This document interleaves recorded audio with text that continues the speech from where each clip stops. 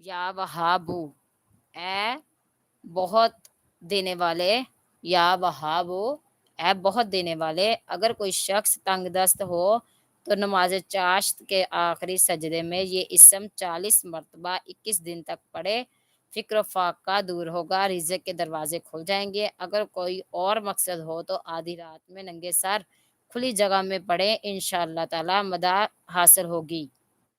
جس شخص کا ذاتی مکان نہ ہو وہ اسے روزانہ کثرت سے پڑھتا رہے، انشاءاللہ تعالی اسے ذاتی مکان مل جائے گا۔